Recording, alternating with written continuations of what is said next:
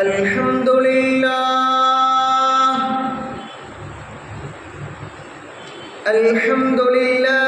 nahmaduhu wa nasta'inuhu wa nastaghfiruh wa nu'minu bihi wa natawakkalu alayhi bil ghuduwi wal asal wa na'udhu billahi min shururi anfusina wa min sayyiati a'malina man yahdihillahu fala mudilla lahu wa man yudlilhu fala hadiya lahu wa nashhadu an la ونشهد أن محمدًا عبده ورسوله الذي أرسله بالحق بشيرًا ونذيرًا وداعيًا إلى الله بإذنه وسراجًا منيرًا إن أصدق الحديث كتاب الله وخير الهدي هدي محمد صلى الله عليه وسلم شر الأمور محدثاتها وكل محدثة بدعة وكل بدعة ضلالة وكل ضلالة في النار வான்வரை வகுத்தளித்து இவ்வையகம் செழிக்க வைத்த வல்லோன் அல்லாஹ்விற்கே வற்றா புகழ் அனைத்தும். இருள் சூழ்ந்த இவ்வையகத்தில் இஸ்லாம் எனும் அருளை சூழ வைத்த நற்குணத்தின் தாயகம் நமது நபிகள் நாயகம் ஸல்லல்லாஹு அலைஹி வஸல்லம் அவர்கள் மீதும் அவர்களது பரிசுத்தமான குடும்பத்தினர்கள் மீதும் அவர்களது வாழ்வை தனது வாழ்வாக ஏற்று பின்பற்றி வாழ்ந்த உத்தம சத்திய சஹாபாக்கள், தாபீன்கள், தபஅ் தாபீன்கள், இமாம்கள், நம்பவர்கள், நல்லவர்கள் மற்றும் குறிப்பாக இங்கு வீற்றிருக்க நம் யாவர்கள் மீதும் அல்லாஹ்வுடைய அன்பும் அருளும் என்றும் குறைவின்றி நிறைவாக நிலவுக. இறை இல்லமாம் கஅபா ஷரீஃபையும் இறை தூதுவரின் பூங்காவனமாம் ரவுதா ஷரீஃபையும் கனவிலும் நினைவிலும் கண்டு தரிசிக்கிற நல்ல நசீபினை அல்லாஹ் நமக்கும் நாம் நேசிக்கிற மக்களுக்கும் நம்மை நேசிக்கிற மக்களுக்கும் அல்லாஹ் அருள் புரிவானாக. ஆரோக்கியமான நற்வளத்தையும் நற்சுகத்தையும் அகிலத்தில் யாவருக்கும் அல்லாஹ் தந்தருள் பாலிப்பானாக. பெரன்பு கொண்ட பெரியோர்களே, அன்பிற்கினிய சகோதர சகோதரிகளே, அமைதி நிற எண்ணெயர்களே, உங்கள் அனைவருக்கும் எங்கள் அன்பின் சலாம். அஸ்ஸலாமு அலைக்கும் வரஹ்மத்துல்லாஹி வபரகாத்துஹு. புனிதம் நிறைந்த இந்த வெள்ளி மேடையில், தக்வா மேடையில் இன்றைக்கு நாம் தேர்ந்து தெளிவடைய வேண்டிய விஷயம், இன்றைக்கு இஸ்லாமிய உலகில் இஸ்லாமிய பெண்கள் பரவலாக பேசுபொருளாக இருக்கிற விஷயம், பெண்ணியத்தின் கண்ணியம் ஃபர்தா என்று இந்த தலையங்கத்திற்கு கீழாக காலத்தின் சூழலிலும் நாம் தெரிய வேண்டிய பல தகவல்களை நாம் இந்த ஜும்மாவில், இந்த தினத்தில், இந்த மேடையில் தேர்ந்து தெளிவடையவிருக்கிறோம். நல்லதை பேசவும் அதை குறித்து சிந்திக்கவும் வருங்காலத்தில் செயலாற்றிடவும் பேசுகிற எனக்கும் கேட்கிற உங்களுக்கும், என் குடும்பத்திற்கும் உங்கள் குடும்பத்திற்கும், நம் சமுதாய மக்களுக்கு அல்லாஹ் அருள் புரியட்டும். அன்பானவர்களே, பெண்ணியத்தின் கண்ணியம் என்பது ஃபர்தாவாக இருக்கிறது. இது இன்றைக்கு இஸ்லாத்தின் அடையாளம் மாத்திரமல்ல, இந்த உலகம் ஒத்துக்கொண்டக்கூடிய ஒரு உண்மையான நிகழும் அதுதான். பெண்ணியத்தின் கண்ணியத்தை அல்லாஹ் ஃபர்தாக்குள் வைத்திருக்கிறான். பெண்ணியத்தின் கண்ணியத்தை அவர்கள் அணிகிற ஆடைகளில், அவர்களது நடைமுறை வாழ்க்கையில், அந்த மேலங்கியில் உடல் முழுவதும் மறைத்து இருக்க வேண்டும் என்று இஸ்லாம் ஆணை பிறப்பிக்கிறது. அன்போடு உங்களுக்கு அறிவுரை நிகழ்த்துகிறது. இது அடிமைத்தனத்தின் ஒரு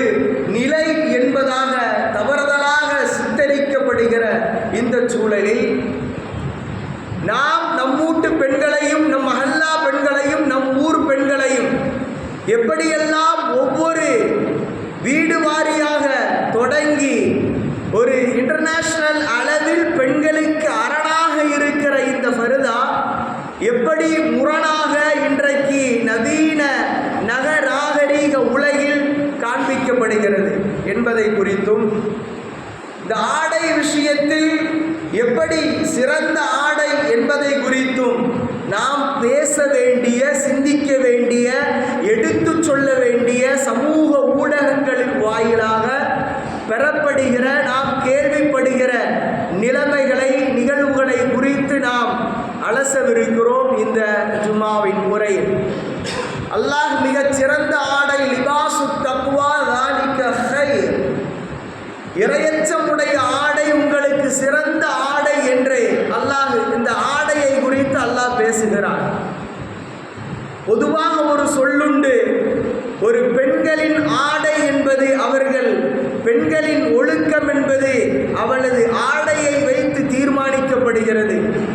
ஒரு ஆணினுடைய ஒழுக்கம் என்பது அவனது பேச்சில், நடையில், நன்னடத்தையின் மூலமாக தெளிவுபடுத்தப்படுகிறது. அந்த அடிப்படையில் இன்றைக்கு நம்முடைய பெண்கள் உட்பட ஏஜ் அட்டனாவதற்கு முன்பதாக, வயதிற்கு வருவதற்கு முன்பதாக நம்முடைய பிள்ளைகளை, நம்முடைய பெண்களை ஃபர்தாவை அணியும்படி நாம் ஒழுக்கத்தின் அடிப்படையில் நாம் சொல்கிறோம். அந்த சொல்ல வேண்டிய, அணியப்பட வேண்டிய அந்த ஆடைக்கு பின்னால் மறைந்திருக்கக்கூடிய தியாகங்கள் என்ன? அந்த ஆடை எப்படி கிடைத்தது? அது கண்ணியமான ஆடை, கம்பீரமான ஆடை. அந்த ஆடை என் அருமை சகோதரிகளை உங்களுக்கு எப்படி கிடைக்கப்பட்டது என்ற ஒரு கேள்விக்கு இரண்டு விதமாக நாம் பதிலளிக்கலாம். வரலாற்றின் ஊடாக, தியாகத்தின் வெளிப்பாடாக இரண்டு விஷயங்கள். இஸ்லாமிய பெண்கள் இன்றைக்கு ஃபர்தா அணிந்து கம்பீரமாக, கண்ணியமாக தெருக்களில், வீதிகளில், அலுவலகங்களில், இன்னும் ஓட்டுகிற, விண்ணை கிழித்து செல்கிற விமானத்தில் கூட அவர்கள் மேலாண்மை செலுத்துகிறார்கள் என்றால், இவர்களுக்கு இந்த கண்ணியத்தையும் இந்த கம்பீரத்தையும் கொடுத்த இந்த ஃபர்தா, இந்த ஹிஜாப், இதற்கு மிக மிக அருகதையானவர்கள் இஸ்லாமிய பெண்கள் கடமைப்பட்டிருப்பவர்களுக்கு உமர் ரலியல்லாஹு தஆலா அவர்களுக்கும், நம்முடைய தேசத்தில் தொடங்கி மிக குறிப்பாக நம்முடைய இந்திய பெண்கள் அவர்கள் அணியக்கூடிய அந்த மார்க்கச்சை, மேலாடை என்று சொல்லப்படக்கூடிய இந்த உரிமையை இந்த இந்திய பெண்களுக்கு வழங்கியவர்கள் தீரர் திப்பு சுல்தான். இவருக்கு நாம் இந்திய பெண்கள் அடிப்படையில் கடமைப்பட்டிருக்கிறோம். ஆக இஸ்லாமிய பெண்கள் என்ற அடிப்படையில் உமர் ரலியல்லாஹு இருக்கும், இந்திய பெண்கள் என்ற அடிப்படையில் தீரர் திப்பு சுல்தான் அவர்களுக்கும் நாம் கடமைப்பட்டிருக்கிறோம் நம்முடைய பெண்கள்.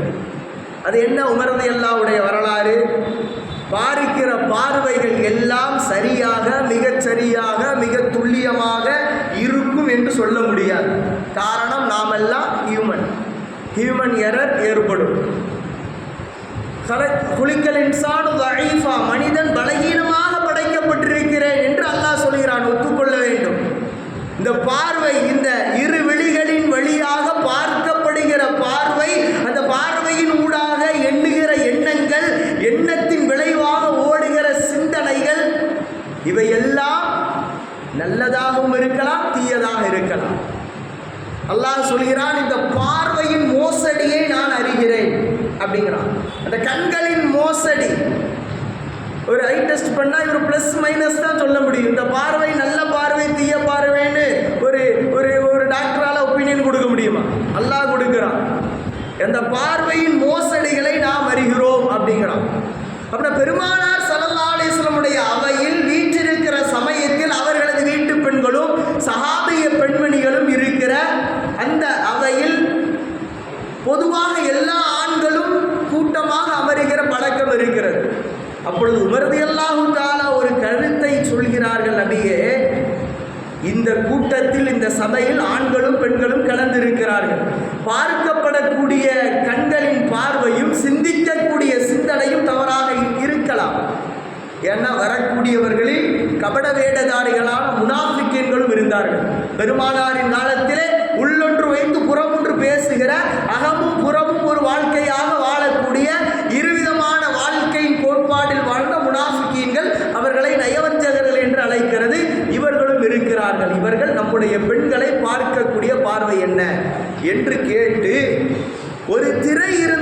சரியாக இருக்குமே அப்படின்னு இவர்களுடைய ஒப்பீனியன், இவருடைய கருத்தை முன்வைக்கிறார்கள். ஸல்லல்லாஹு அலைஹி வஸல்லம் இது குறித்து உண்டான சட்டங்கள் ஆதாரபூர்வமாக அறிவிக்கப்படவில்லை.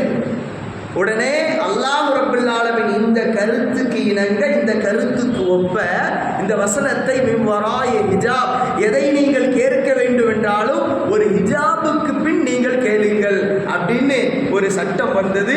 சூரத்து நூர்ல நாம பார்க்கலாம். சூரத்து நூர் என்ற அத்தியாயத்திலே மின் வராய ஹிஜாப், ஒரு ஹிஜாபுக்கு பின்னால் நீங்கள் எதையும் கேளுங்கள். ஒரு மறைவு வேண்டும் என்று உமர் ரலியல்லாஹு தஆலாவுடைய வார்த்தைக்கு இணங்க குர்ஆனில் இறக்கப்பட்ட வசனங்கள் நிறைய இருக்கிறது. மகாம இப்ராஹிம்ல நின்று ஒரு தொழுவலாம அப்படின்னு கேட்கும் பொழுது வத்தஹிது மின் மகாம இப்ராஹிம முஸல்லா அப்படின்னு அல்லாஹ் என்ன செய்றான், வசனத்தை இறக்குகிறான். இப்படி குர்ஆனில் நிறைய வசனங்கள், முக்கியமாக ஹிஜாபின் வசனங்கள். அதற்கு முன்பதாக முனாஃபிக்கன்களோடு இணைந்தும் சேர்ந்தும் வாழ்ந்த இந்த சமூகத்தை கண்ணியமான ஆடை, மிகவும் கம்பீரமான ஆடை என்று ஹிஜாபை அல்லாஹ் ரப்பல் ஆலமீன் ஆயத்தாக ஆணை பிறப்பிக்கிறார். இன்றைக்கு வாழக்கூடிய இந்த சமுதாயம், உமர் ரலியல்லாஹுடைய வரலாறு தெரிகிறதா? அவர்கள் இந்த வார்த்தையை, இந்த நிலைமையை அறிந்து அனுசரித்து நமக்கு இந்த ஹிஜாப் என்கிற உரிமையை, கடமையை பெற்று தந்தார்களே, அந்த கண்ணியமான ஆடை இன்றைக்கு வாழக்கூடிய நம்முடைய மக்களிடத்திலே எவ்வளவு கீழ்த்தரமாக போய்கொண்டிருக்கிறது என்பதை நாம் அறிய வேண்டும். ஃபேஷனுங்கிற அடிப்படையில், ஸ்டோனுங்கிற அடிப்படையில், இன்னும் நிறைய இந்த பனியன் கிளாத்தின் அடிப்படையில் டைட்டாக ஃபிட்டாக நம்முடைய அங்கங்களின் அவலங்கள், மேடு வெள்ளங்கள் தெரிகிற அளவிற்கு, பிறர்கள் கண்கள் கவருகிற அளவிற்கு கவர்ச்சியாக இந்த பர்தாக்கள் இன்றைக்கு எப்படி ஆகி போச்சு? ஒரு ஃபேஷன்கிற முறையில் ஆகி போய்விட்டது. அது கண்ணியமான ஆடை, அது கம்பீரமான ஆடை. உமர் ரலியல்லாஹு தஆலா வேண்டி விரும்பி நம்முடைய பெண்களின் கற்பு ஒழுக்கத்திற்கு பாதுகாப்பாக தந்த ஆடை என்பதை நாம் விளங்க வேண்டும்.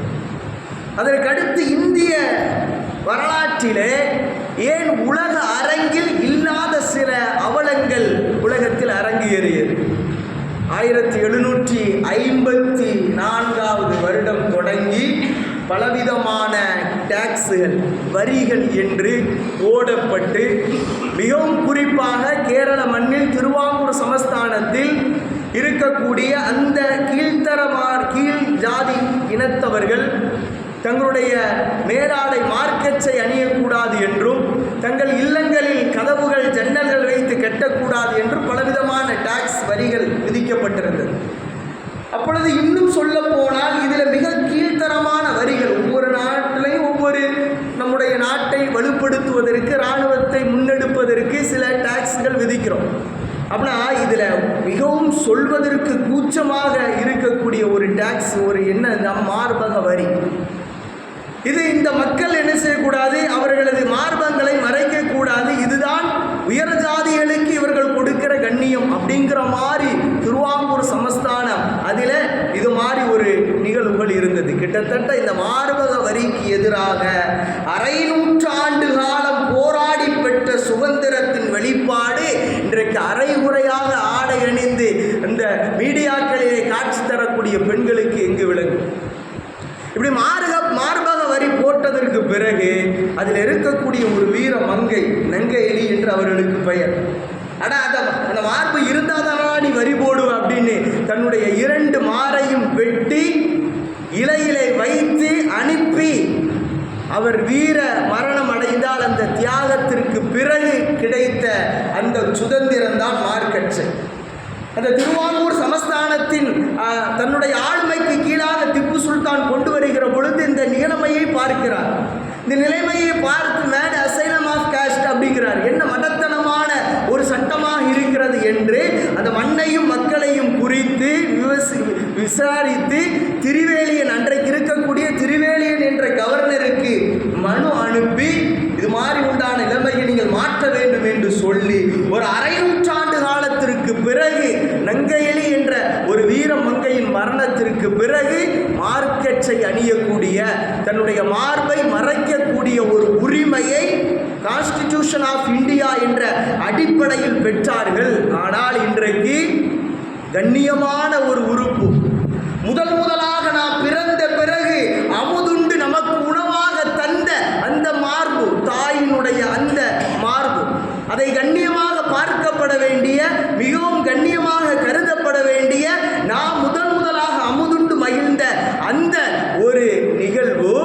இன்றைக்கு ஷால் போடுற என்ற அடிப்படையில் அது மேடு வெள்ளங்கள் தெரிகிற அளவிற்கு இன்னும் சமூக ஊடகங்களில் பேச முடியாத அளவிற்கு கொச்சையாகவும் இச்சையாகவும் சில பெண்களின் நடத்தையும் நடைமுறைகளும் இருப்பதின் காரணமாகத்தான் நாம் இந்த பெண்ணியத்தின் கண்ணியம் ஃபர்தா என்று பேசுகிற ஒரு நிலைமைக்கு நாம் தள்ளப்பட்டிருக்கிறோம்.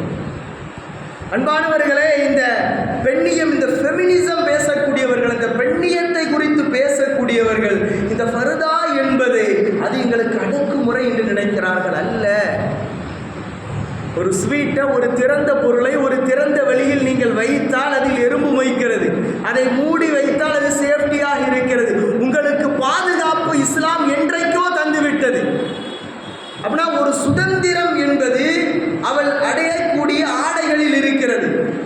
அதை அடிமைத்தனம் என்று இன்றைக்கு மீடியாக்கள் தோறும் பேசக்கூடிய இந்த அவலங்களை இன்றைக்கு நாம் பார்க்கிறோம்.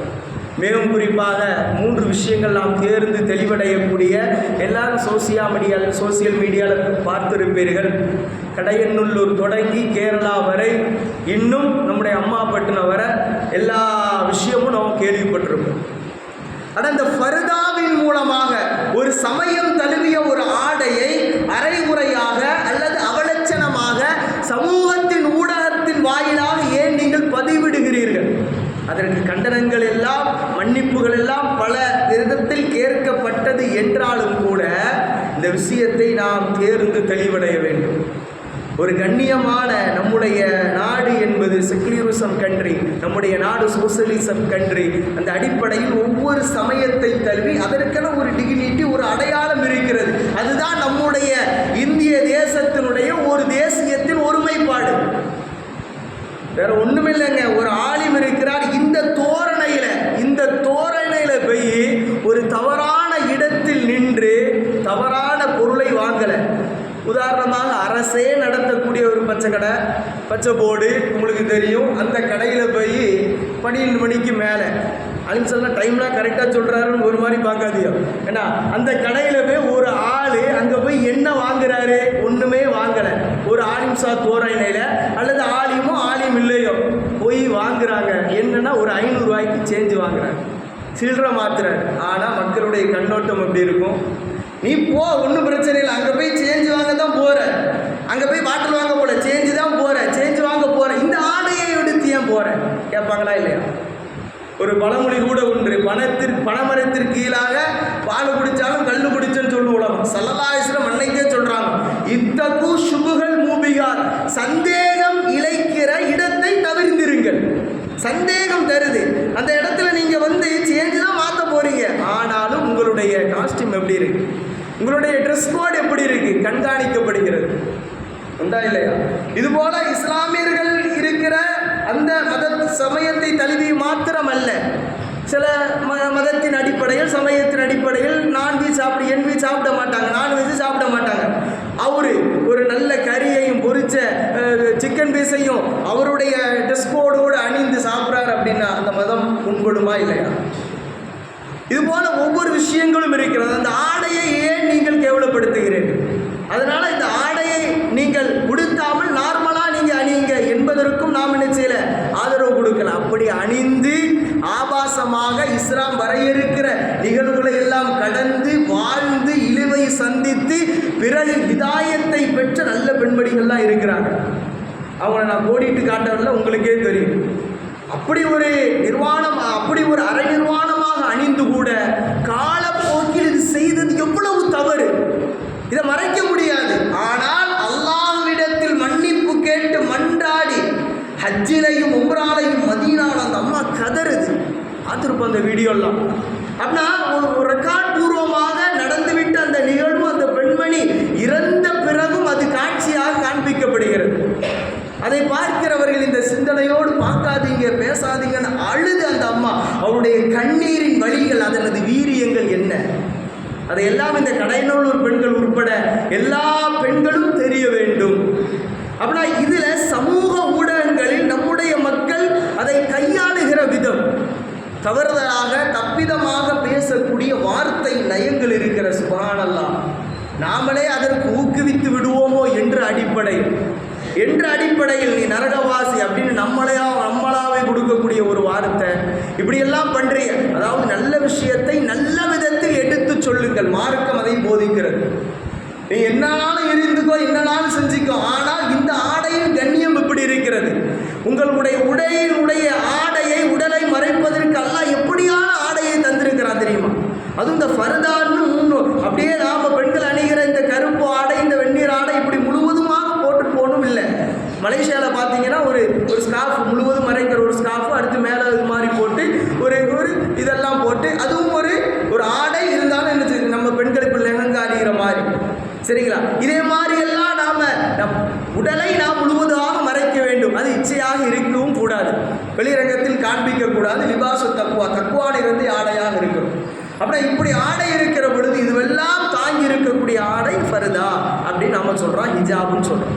அப்புறம் இதை நீங்கள் பேணி பாதுகாத்துக் கொள்ளுங்கள்.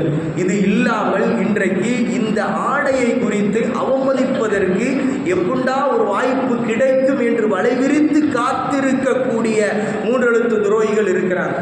எப்பண்டா இஸ்லாமியர்களுக்கு மத்தியில் கூட ஒரு இஷ்யூ நடக்காது, அதை பேசுவதற்கு, நாம் மெல்லுவதற்கு, அசை போடுவதற்கு எந்த உணவு கிடைக்காது என்று ஊடகத்தின் ஊடாக காத்து கிடக்கக்கூடிய கையவர்களுக்கு நாமே விருந்தளிக்கிறோம்.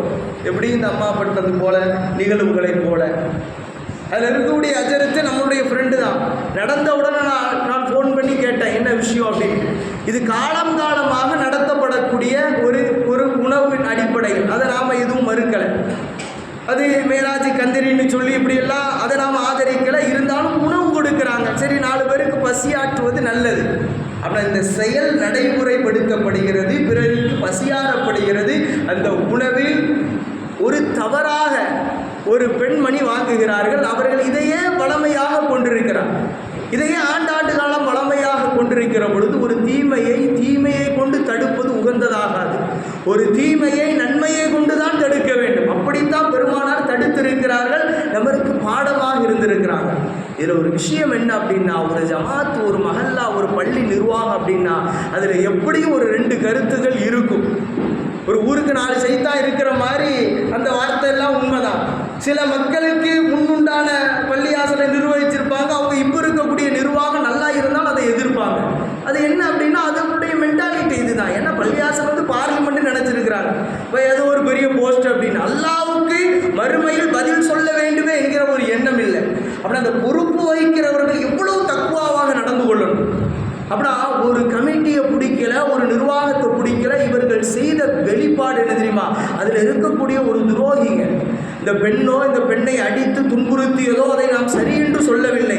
அதை எடுத்து சோசியல் மீடியாவில் அப்லோட் பண்ணா பாருங்க, அவன் தான் ஃபஸ்ட்டு A1 அக்யூஸ்ட் நம்பர் 1. ஏன்னா இவன் துரோகி. அடித்தவர்கள் ஏதோ ஒரு எமோஷனல்ல நம்ம செஞ்சிடறோம், அது சரி என்று சொல்லலை. ஆனால் சில விஷயங்கள், ஒரு தவறு நடக்கிறது, இது தெரிய வேண்டுமா தெரிய வேண்டாமா, அது பிறருக்கு பகிர வேண்டுமா பகிரப்பட வேண்டாமா என்பதை குறித்து உண்டான ஒரு பேசிக் நாலேஜ், ஒரு அடிப்படை அறிவு கூட இல்லாமல் இந்த நிர்வாகம் எனக்கு பிடிக்கல, இந்த ஜமாத் எனக்கு பிடிக்கல, இந்த ஊர் அப்படி பிடிக்கல அப்படின்னு இந்த சமூக ஊடகங்களில் கொண்டு வந்ததின் விளைவு பார்த்தீங்களா? பர்தா போட்டு இப்படியெல்லாம் பெண்களை அடிமைப்படுத்துகிறாங்க, அடிக்கிறாங்க என்று சொல்லி நல்லதுக்காண்டி அவங்க செய்தவர்கள் கூட இன்றைக்கு கண்ணீர் வடிக்கிறார்கள். மன்னிப்பு கேட்ட ஒரு விஷயங்கள்லாம் நம்ம பார்க்கிறோம். ஆனால் இந்த பேசுபொருள் அழியுமான அழியாது. இவர்கள் செய்த அந்த அடக்குமுறையும் அடாவடித்தனமும் அழியுமான அழியாது.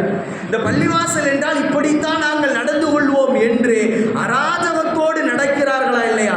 இது இந்த சமூகத்தின் ஊடாக இது ஒரு கருப்பு புள்ளியாக பார்க்கப்படுகிறது. பிளஸ் இந்த ஃபர்தாவுடைய இஷ்யூ. ஆனால் அதை குறித்து பேசப்படக்கூடிய விஷயங்கள் நிறைய இருக்குது. அதுவும் நான் மட்டுமா தவறு செய்த, என் ஊரே தப்பு செய்து அப்படின்னு சொல்லி தான் செய்த தவறுக்கு ஊரையே வக்காலத்து வாங்கக்கூடிய அந்த வஹீதாவுடைய நிலைமையும் நாம பார்க்கிறோம். அப்படின்னா இதுவெல்லாம் தான் செய்த கருத்து சரி என்று நாம் இந்த உலகத்தில் வாதாடலாம். நாம் செய்தது சரிதான் என்று நாம் எவ்வளவு விட்னஸை நம்ம சப்மிட் பண்ணலாம். ஆனால் அல்லாஹ்விடத்தில் இந்த ஆதாரங்கள் எடுபடுமா? அதுதான் நம்ம கேள்வி. அந்த பெண்ணை குறித்து பேசுகிற பொழுது அவர்கள் சரியான இஸ்லாத்தினுடைய அந்த ஒரு ரிலீஜனில் இல்லை, அது வேற சொல்கிறாங்க. சரி, அது அவர்களுக்கும் அல்லாஹ்வுக்கும் உண்டான விஷயம். ஆனால் இதில் வீர மங்க, நீங்கள் தான் சிங்கப்பெண்ணு அப்படின்னு சொல்லி நீங்கள் தான் வந்து இந்த காலத்தில் புரட்சி பெண் அப்படின்லாம் அதை ஊக்குவிக்கக்கூடிய கமெண்ட்ஸ்கள் நம்ம என்ன பார்க்குறோம். அது அல்ல, அந்த சிங்கப்பெண் அல்ல. உண்மையாக தன்னுடைய மாரை மறைக்க வேண்டும், மார்பக வரியை இந்த மண்ணில் அகற்ற வேண்டும் என்று தன்னுடைய மாரை அறுத்து அவனுக்கு பலி கொடுத்து தன்னுடைய உயிரையும் தியாகம் செய்தார்களா இல்லையா? வீர மங்கை அந்த நங்கையலி, அவள் தியாக பெண்மணி. இன்னும் நம்முடைய முஸ்கான் என்ற சகோதரி, என்னுடைய உரிமையை என்னுடைய கல்லூரி வளாகத்திலே கொஞ்சம் நான் தளர்த்த மாட்டேன் என்று சூழும் பகைக்கு மத்தியில் சுடர்முகம் காட்டக்கூடிய காவி குமுறலுக்கு மத்தியில் அல்லாஹு அக்பர் என்று ஏக முழக்கத்தை முழங்கிய நம்முடைய முஸ்கான் வீரமங்கை. இதெல்லாம் இல்லை. ஏன் என்ற கேள்வி கேட்பீர், எதற்கும் கேட்பீர் அப்படின்னார்ல. அப்படின்னா ஏன் என்ற கேள்வி கேளுங்கள். அந்த கேள்வியின் வெளிப்பாடாக உங்களுடைய அறிவு பிறக்கும். நம்முடைய உரிமைங்க, நம்முடைய தேசம், நம்முடைய நாட்டில் எனக்குன்னு ஒரு ஃபண்டமெண்டல் ரைட்ஸ் இருக்குது. அதை என்னுடைய நாடு என்னுடைய உரிமையாக வழங்கியிருக்கிறது. அதை கேட்டு பெறக்கூடிய அந்த பேச்சுரிமை, கருத்துரிமை அனைவர்களுக்கும் உண்டு. நாம் பார்த்த திருச்செந்தூரில் நம்முடைய பெண்மணி கால்பண்டத்தில் வண்டி நிற்காதுன்னு சொல்லிட்டு ஒரு கலவரம் பண்ணிச்சு பார்த்தீங்களா? இதெல்லாம் எவ்வளோ சிந்திக்க வேண்டிய விஷயம். என் ஊரை கடந்து போகிறேன், ஏன் நிற்க மாட்டேங்கிறேன் அப்படின்னு தன்னுடைய பெண்களை திரட்டி அந்த இடத்துல அது சம்பந்தமான அந்த பேருந்து, தனியார் பேருந்தினுடைய நடத்துனர் சஸ்பெண்ட் பண்ணக்கூடிய அளவிற்கு நடந்ததா இல்லையா? அப்படி இது உங்களுக்கு இந்த நாடு, இந்த தேசம் கொடுக்கிற உரிமை. இதை கண்ணியம், இந்த கண்ணியத்தை கண்ணியமான முறையில் அணுகுங்கள். அதுதான் இஸ்லாம் நமக்கு போதிக்கிறது. இந்த கண்ணியத்தை கண்ணியமான முறையில் அணுக வேண்டும். ஒரு நல்லதை நல்ல விஷயத்தோடு நீங்கள் தீர்வு காண வேண்டுமே தவிர தீயதை குறித்து நாம் என்ன செய்யக்கூடாது, தீர்வு காணக்கூடாது. அதனது விளைவு என்ன ஆயிரும், அடுத்தவர்களுக்கு மெல்ல கொடுப்பதை போல பேசும் பொருளாக ஆகிவிட்டு கடைசியில் அங்கே சுற்றி இங்கே சுற்றி பார்த்தீங்களா இஸ்லாம்னா பர்தாவை எப்படி பயன்படுத்தி பார்த்தீங்களா, இப்படியெல்லாம் அவங்களுடைய ஆளை அவங்களே இருக்கிறாங்க அப்படின்னு நமக்குண்டான விஷயத்தை நாமே இழிவுபடுத்தக்கூடிய அந்த நிகழ்வுகளை நாம் பார்க்கிறோம். அப்படின்னா இதுவெல்லாம் இந்த ஆடையை குறித்து உண்டான அலசக்கூடிய ஒரு ஆய்வாக இருக்கிறது. இன்னும் சில பெண்கள் நினைக்கிறாங்க, சோசியல் மீடியாவில் நம்ம கிராத்து அப்லோட் பண்ணுறோம், சமையல் குறிப்பு அப்லோட் பண்ணுறோம். ஏன்னா நம்ம மக்களுக்கு சாப்பாடாக்கி ருசியெல்லாம் செய்ய தெரியாது பாருங்க. அப்படின்னா இதுவெல்லாம் இன்றைக்கு நிறைய பெண்கள் பர்தா அணிந்து கூட ஓதுற மாதிரி, சமையல் பண்ணுற மாதிரி இப்படியான ஒரு இதெல்லாம் போடுறாங்க. இது அவுரன்ஸ். அல்லாஹ் ரப்பல் ஆலமீன் எவ்வளவு தூரம் நமக்கு பாடம் நடத்துகிறான். ஒரு பக்குவப்படுத்தப்பட்ட ஒரு மார்க்கத்தில், தூய்மையாக தெளிவாக்கப்பட்ட மார்க்கத்தில் இதையெல்லாம் நல்லதுன்னு நினைச்சு நீங்க செய்றீங்களே, இதெல்லாம் எந்த விதத்தில் நியாயம் என்பதை நாம் யோசிக்க வேண்டும். வலா தஹ்லஅன பில் கவுல், உங்களுடைய வார்த்தையை கொண்டு குலைந்து பேசாதீர்கள் என்று வார்த்தை சொல்கிறது. வசனங்கள் அல்லாஹ்வின் வார்த்தை, சூரத்து நூர்ல அல்லாஹ் சொல்றான். அப்புறம் இந்த சமையல் குறிப்பு நான் நல்ல விஷயத்துக்கு தானே பதிவிடு. ஆனால் பதிவிடக்கூடிய அந்த அந்த ஆயுதம் இருந்தது மீடியா, சோசியல் மீடியா, சமூக வலைதளம். அவர் பார்க்கிற பார்வை எப்படினாலும் இருக்கா. அப்படின்னா இது தொடங்கி நம்ம வீட்டு பிள்ளைய கற்பொழுக்கத்தோடு 18, 23 வயசு வரை நல்லா வளர்த்து கல்யாணங்கிற அடிப்படையில் அந்த கேமராமேனுக்கு முன்னால் வச்சு காட்சி பொருளாக காட்டுகிறதே, இதுவும் ஒரு விதமான ஆபாசம் தான். உண்டா இல்லையா? அப்படின்னா இஸ்லாம் உங்களுக்கு எவ்வளவு கண்ணியமான ஆடையை தந்திருக்கிறது. எடுக்கக்கூடிய அந்த கேமராமேனுடைய சிந்தனை எப்படி, ஜூமில் வைக்கிறான், க்ளோஸ்அப்பில் வைக்கிறான், அவனுடைய சிந்தனை எப்படி இருக்கும். பார்க்கக்கூடிய எல்லா நபர்களையும் திருமண விழாவிற்கு நாம் அழைக்கிறோம். நம்முடைய பழக்கம் என்ற ஃப்ரெண்ட் சர்க்கிள்ங்கிற அடிப்படையில், நம்மளுடைய ரிலேஷன்ஷிப் என்ற அடிப்படையில் எல்லாரையும் நாம் பொது விதியிலே வைக்கிறோம். ஆனால் இவ்வளவு நாளாக காலேஜுக்கு, கல்லூரிக்கு, மதரசாவுக்கு கற்பொழுக்கத்தோடு ஃபர்தாவை பேணி, நிகாபை பேணி இருந்த நாம வளர்த்த பெண்ணையே மாப்பிள்ளைகிட்ட கொடுக்கும்போது எல்லாருக்கும் காட்சி பொருளாக காட்டக்கூடிய அவலங்கள் இன்றைக்கு சமுதாயத்தின் சாபக்கேடுகளின் சின்னங்களாக இருக்கிறதா இல்லையா? யோசிக்கணும். அப்படின்னா நம்முடைய இந்த ஆடை சுதந்திரம் என்பது மிகவும் கண்ணியமான ஆடை. இன்னைக்கு நம்முடைய அரபு நாடுகள்லாம் நீங்கள் பார்த்தீங்கன்னா நம்முடைய பெண்கள் ஹிஜாப் அணிந்தே என்ன செய்கிறாங்க, என்ன பைலட்டாக இருக்கிறாங்க, கோ பைலட்டாக இருக்கிறாங்க, அங்கே இருக்கக்கூடிய ஏர்எஸ்எஸ்ஸாக இருக்கிறாங்க.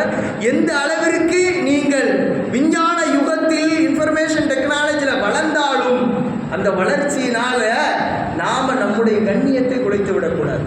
அப்படி இதுவெல்லாம் இன்றைக்கு சமூகத்தின் அடிப்படையில் பேசுபொருளாக ஆக்கி, இன்னும் குறிப்பாக இது மாதிரி விஷயத்தில் லைக்களின் அடிமைகளாக நாம் போய்விட்டோம். அடுத்தவங்க பார்த்து நல்லா இருக்குங்க, சூப்பராக இருக்குங்க, வேற லெவலுங்க அப்படின்னு சொல்றது அது ஒரு தித்திக்கும் தேன்கனியாக திகட்டாத அமிர்தமாக நாம் நினைக்கிறோம். இது ஒரு விதமான போதை தான், லைக் அடிமை, லைக் போதை. லிக்கர் அண்ட் ட்ரிங்கிங் மாத்திரம் உங்களுக்கு போதை தெரிகிற விஷயம் அல்ல. ஒரு எப்பியில் ஒன்று ஒரு ஸ்டேட்டஸ் போடுறோம், ஒரு இதில் ஒரு போஸ்ட் போடுறோம், இன்ஸ்டால அதை பார்த்த உடனே 4 பேர் இது நல்லா இருக்கு மாஷா அல்லாஹ் அல்ஹம்துலில்லாஹ்னு சொன்னதுனால நமக்கு ஒரு 10,000 நன்மை கிடைச்சிட்டு நம்ம நினச்சிக்கிறோம். அப்புறம் இது ஒரு விதமான போதை, இது ஒரு விதமான ஒரு போதை. கேள்வி நடந்துச்சுனா இல்லையா, இந்த ஒரு இஷ்யூ நம்ம பிரபலியமாகணும் என்பதற்காக வேண்டி அதனது விளைவு ஒரு நல்ல மனிதன் இறந்து போகிற தற்கொலைக்கு முடிவாகிற அளவிற்கு மாறியது. அப்படின்னா அந்த லைக்குகளின் அடிமைகளாக இன்றைக்கு இருக்கிறார்கள். இன்னும் ஒரு ஆண் ஒரு பெண்ணை கவருவதற்கு உண்டான வார்த்தை என்ன தெரியுமா? இன்றைக்கு சைக்காலஜிக்கல் அடிப்படையில் மனோதத்துவியர்கள் சொல்லக்கூடிய விஷயம் என்னன்னா, ஒரு நல்லா இல்லாத ஒரு பெண்ணை நீங்கள் நல்லா இருக்கீங்க, உங்கள் வாய்ஸ் ஸ்வீட்டாக இருக்குங்க, நீங்கள் ஸ்வீட்டு காட்டுங்க, இப்படியெல்லாம் அந்த வார்த்தை ஆசை மொழிகள், இந்த அமுத மொழிகள் இருக்குதா இல்லையா, இந்த வார்த்தையை கேட்டு கேட்டு திரும்ப திரும்ப கேட்கிற பொழுது ஒரு பெண்ணினுடைய மனம் உருகும் அப்படிங்கிறாங்க. அப்புறம் இன்றைக்கு தடம் புரண்டு தடுமாறுகிற இளைய தலைமுறையர்கள் கையில் எடுக்கக்கூடிய வார்த்தை இந்த ட்ரெஸ் கோடு முதல் இந்த வேர்டு, இதையெல்லாம் இன்றைக்கு இருக்கிற மனத்தத்துவவியல் சொல்லுகிறது. இந்த வார்த்தையில் மதிமயங்குகிறது. ஏங்க நம்ம வீட்டு பெண்களை நீ நல்லா இருக்குன்னு அடுத்தவன் சொன்னாதான் இவன் நல்லா இருக்கிறாளா? அழகு என்பது அல்லாஹ் நமக்கு தந்தது. கண்ணாடி பார்க்கிற பொழுது பாருங்களேன், மார்க்கம் எப்படியெல்லாம் சொல்லி தந்திருக்கு பாருங்க. கண்ணாடி பார்க்கிற பொழுது அந்த முன்னாடி நிற்கிற பொழுது நாம் என்ன துவா கேட்கணும்? இறைவா, என்னுடைய வெளி தோற்றத்தை அழகாக்கிய போது என் உள்ரங்கத்தையும் அழகாக்கி, என்ன ஒரு வார்த்தை ஸல்லல்லாஹு அலைஹி வஸல்லம் சொல்லி தந்திருக்காங்க பாருங்க. அப்படின்னா நீங்க உங்களுக்கு இஸ்லாத்தை தந்திருக்கிறான, இந்த ஹிஜாபை தந்திருக்கிறான, நிக்காபை தந்திருக்கிறான, இதுவே உங்களுக்கு அழகுதான். அன்னன் பர்சன் உங்களுக்கு ரொம்ப அழகா இருக்கீங்க, ஸ்வீட்டா இருக்கீங்க, வாய்ஸ் அப்படி இருக்குன்னு இதே மாதிரி உண்டான வார்த்தையில மதிமயங்காதீங்க. அப்படின்னா மார்க்கம் எவ்வளவு தூரம் நமக்கு உளவியல் அடிப்படையில், உடல் மொழியின் அடிப்படையில் எப்படியெல்லாம் பாடம் நடத்துது பாருங்க. ஒரு எல்கேஜி யூகேஜி ஸ்டூடெண்ட்டுக்கு பாடம் நடத்துவது போல அல்லவா நம்முடைய மார்க்கம் இந்த உடையினுடைய விஷயத்தில் பாடம் நடத்துகிறது. அப்புறம் இது மாதிரி உண்டான வார்த்தைகளை கேட்டு ஆண்களை மதிமயக்கக்கூடிய பெண்களும், இன்னும் ஸல்லல்லாஹு அலைஹி வஸல்லம் சொன்னார்கள், ஆண்களை கவருகிற விதத்தில் ஆடை அணிந்து அவர்கள் ரசிக்கிற விதத்தில் உங்கள் ஆடை அணிகிறார் என்றால் அவர் நரகத்தின் வாயிலில் நுழைவதற்கு தகுதியானவள் என்று பெருமானார் இது மாதிரி உண்டான வார்த்தைகளை திமிழ் போல, ஒட்டக திமிழ் போல உங்களுடைய கூந்தலை அலங்கரித்து கொண்டு போகக்கூடியவள், மாயிலாத்துன் முமீலாத்துன், தான் ஆண்கள் பக்கமும் சாய்ந்து தன்னை ஆண்களின் வலையிலே சிக்க வைக்கிற பெண்களும் அவர் நரகவாதி என்று அல்லவா பெருமானார் ஸல்லல்லாஹு அலைஹி வஸல்லம் பதிவிட்டார்கள். எனவே இந்த ஆடையின் விஷயத்தில் நம்முடைய சமூகம் இன்றைக்கு எவ்வளவு கீழ்த்தரமாக போகிறது.